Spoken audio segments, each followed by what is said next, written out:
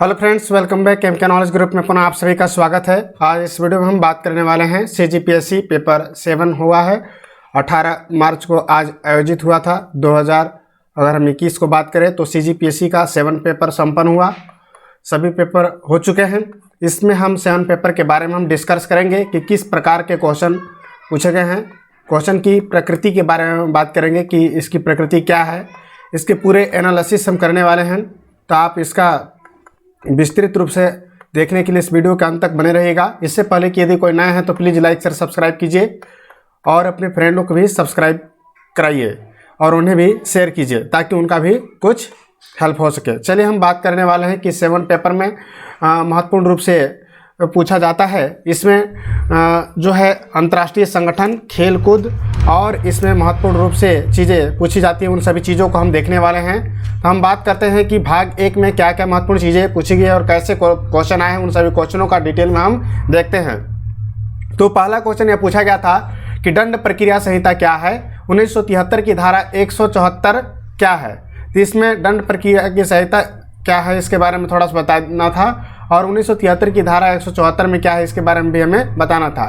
तो इस प्रकार से यह क्वेश्चन जो है पिछले वर्ष लगभग 2017 में इस प्रकार के क्वेश्चन दंड संहिता प्रक्रिया से आया हुआ था। तो आप इस प्रकार से अगर अच्छे से देखते होंगे तो इस प्रकार के क्वेश्चन निस्संदेह रूप से रिपीटेड क्वेश्चन मान सकते हैं और इस प्रकार के क्वेश्चन हमेशा पूछे जा रहे हैं। तो जून में जो हमारा मेंस एग्ज़ाम होने वाला है, उन सभी एग्ज़ामों की अगर हम तैयारी की बात करें तो निस्संदेह रूप से आप थोड़ा सा टॉपिक को समझकर यदि आप बनाते हैं तो निश्चित रूप से आपको सफलता प्राप्त होगा।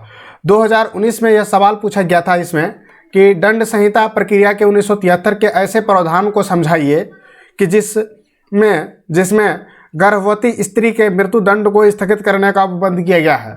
तो दंड प्रक्रिया जो संहिता है उससे धारा से एक क्वेश्चन जरूर पूछा जाता है और 174 धारा में क्या है इसमें इस बार पूछा है।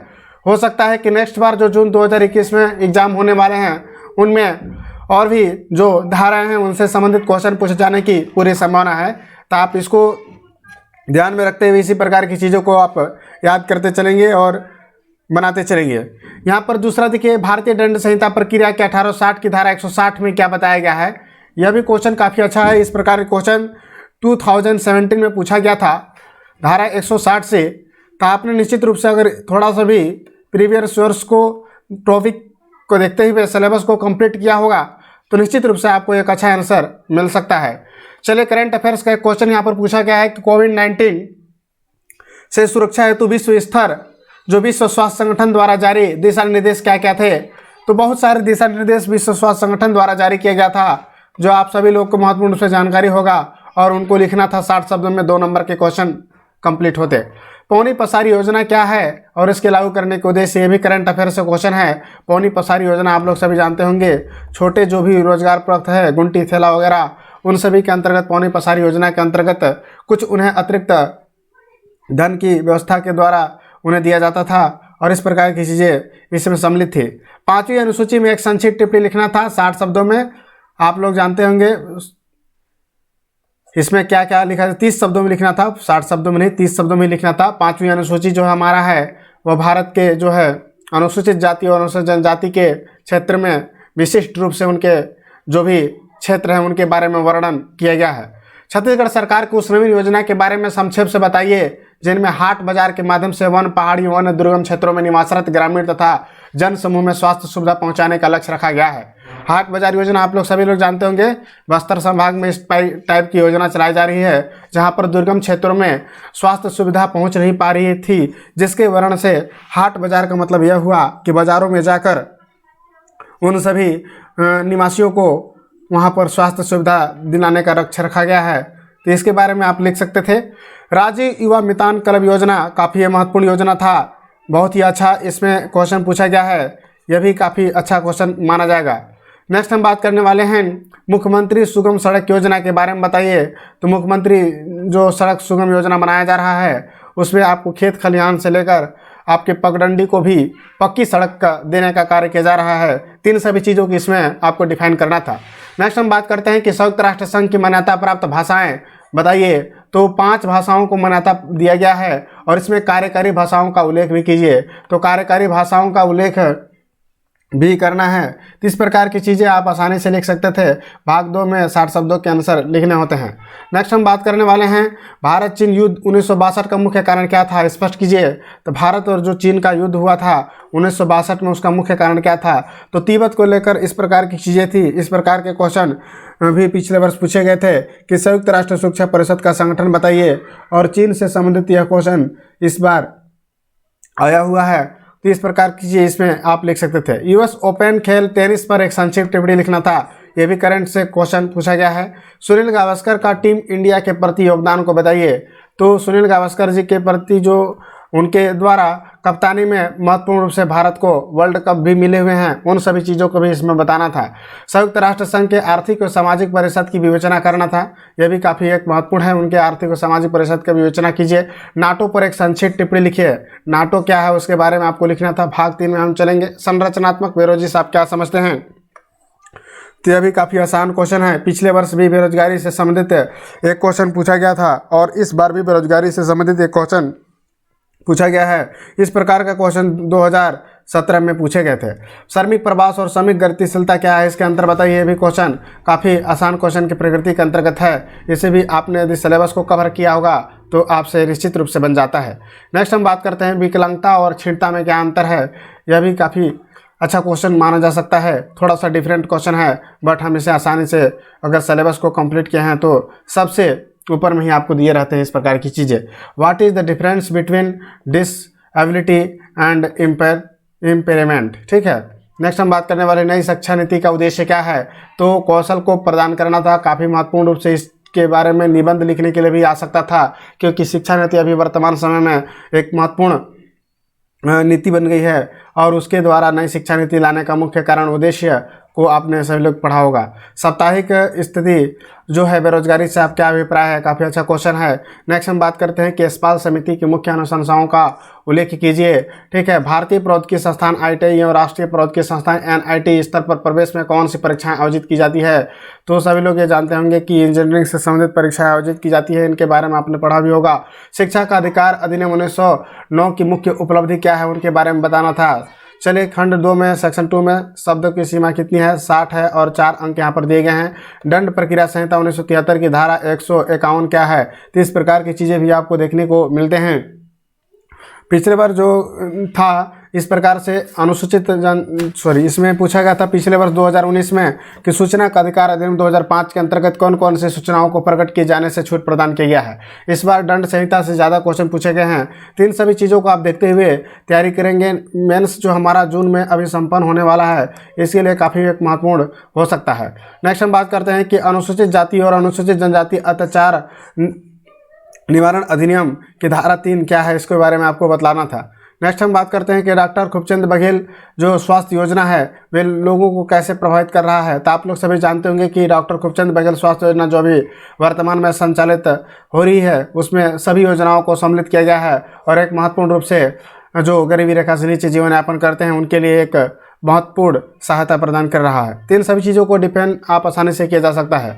छत्तीसगढ़ के विशेष संदर्भ में थोड़ी सी भी आप यदि अच्छी से पढ़े हैं तो निश्चित रूप से इस प्रकार के प्रश्नों को आप आसानी से बना सकते हैं। छत्तीसगढ़ के विशेष संदर्भ में महिला और बाल विकास से संबंधित योजनाओं को बताइए, क्योंकि महिला और बाल विकास योजना द्वारा कई कार्यक्रम चलाए जा रहे हैं, जिसमें चकमक अभियान जो पीरी में इस प्रकार के क्वेश्चन पूछा गया था, चकमक अभियान से आप क्या समझते हैं। तो इस प्रकार की चीज़ें आपको आसानी से बनाया जा सकता है।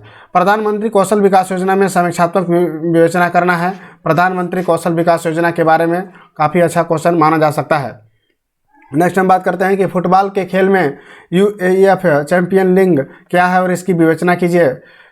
थोड़ा सा डीप थोड़ा सा कह सकते हैं इसे। दक्षिण चीन सागर में संबंधित विवाद को थोड़ा सा ऐसे भी आप करंट अफेयर्स से आप यदि अच्छे से जुड़े होंगे तो निश्चित रूप से इसका भी आंसर आप बना सकते हैं। अंतर्राष्ट्रीय न्यायालय की सीमाओं पर एक टिप्पणी लिखिए, उनकी क्या क्या सीमाएँ हैं, उनके द्वारा क्या क्या प्रतिबंध है। तो अंतर्राष्ट्रीय न्यायालयों की सीमाओं को आपको बताना था। नेक्स्ट क्वेश्चन में पूछा गया था कि भारतीय तकनीकी शिक्षा परिषद की स्थापना को समझाइए। राष्ट्रीय व्यावसायिक प्रशिक्षण परिषद की उपलब्धियों को संक्षेप में बताइए। नेक्स्ट पूछा गया था कि राष्ट्रीय सामाजिक सहायता कार्यक्रम का एक संक्षिप्त टिप्पणी लिखिए।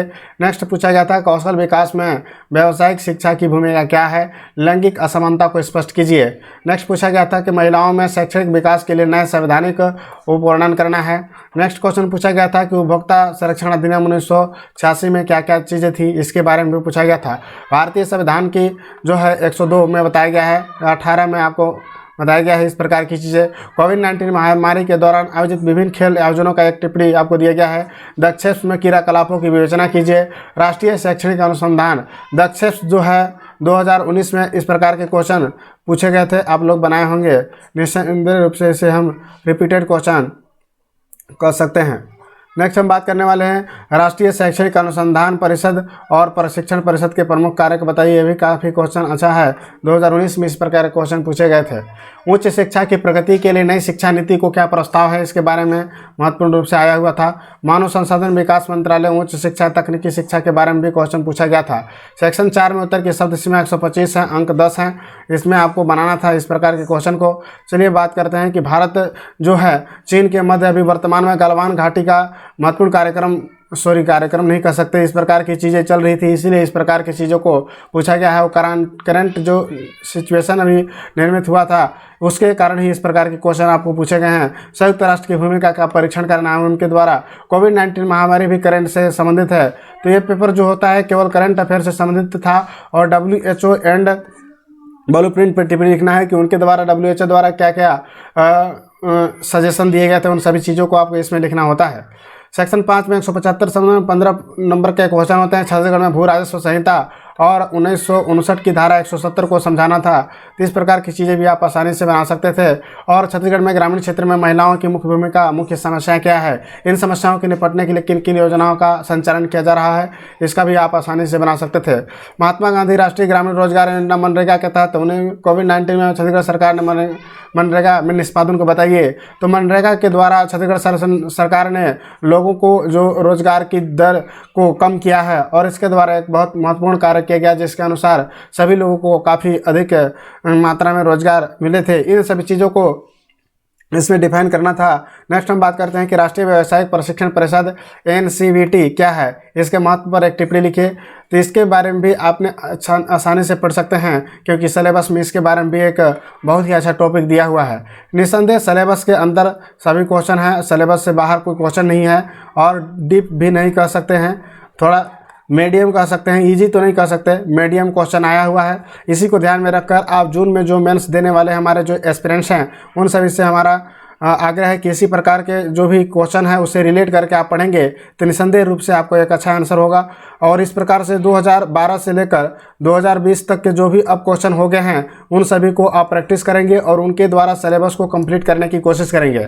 जैसा कि हम सभी जानते हैं कि सिलेबस से बड़ा कोई गुरु नहीं है आपके पास, आप सिलेबस को फॉलो कीजिए, सिलेबस को हमेशा देखते रहिए, क्या क्या सिलेबस में चीज़ें दी गई हैं, क्या क्या पॉइंट है, उन सभी पॉइंटों को आप देखिए। उसके बाद आपको क्या करना है, प्रीवियस ईयर्स के जो भी क्वेश्चन है उन क्वेश्चनों को सॉल्व करना है 2012 से 2020 तक। इसके अतिरिक्त आप कर सकते हैं कि टेस्ट सीरीज ज्वाइन कर सकते हैं किसी अच्छे टीचर से, और उनके द्वारा टेस्ट, जैसे कि मार्केट में भी बहुत सारे ऐसे टेस्ट मिलते हैं, उन टेस्टों को आप रेगुलर बेस पर उन्हें बनाते चलेंगे। निस्संदेह रूप से एक अच्छा आपका तैयारी होगा और आप एक अच्छा रंग अंक भी प्राप्त कर सकते हैं। इसी प्रकार के नए नए वीडियो के लिए हमारे इस चैनल को आप लाइक शेयर सब्सक्राइब कीजिए, ताकि हमारा इसी प्रकार से मनोबल बढ़ा रहे और आप सभी के लिए इसी प्रकार के नए नए वीडियो हम लाते रहेंगे। और हमारे Telegram group MK knowledge group पर आप ज्वाइनिंग कर सकते हैं। टेलीग्राम ग्रुप का नाम है हमारा MK नॉलेज ग्रुप, याद रखिएगा, ये MK ग्रुप में आप सर्च कर सकते हैं और इसका डिस्क्रिप्शन में लिंक भी दिया गया है। वहाँ पर आपको PDF वगैरह भी सभी चीज़ों की मिलती हैं, बुक वगैरह जितने भी है, और सभी वीडियो की सूचनाएं भी वहाँ पर मिल जाती है। इस प्रकार की महत्वपूर्ण चीज़ें आपको, और CG व्यापम द्वारा जो भी न्यूज़ आ रहे हैं या जॉब आते हैं उन सभी चीज़ों का भी उनका मिलता है। फिर मिलते हैं किसी नए वीडियो में। Thank you very much. जय हिंद, जय भारत।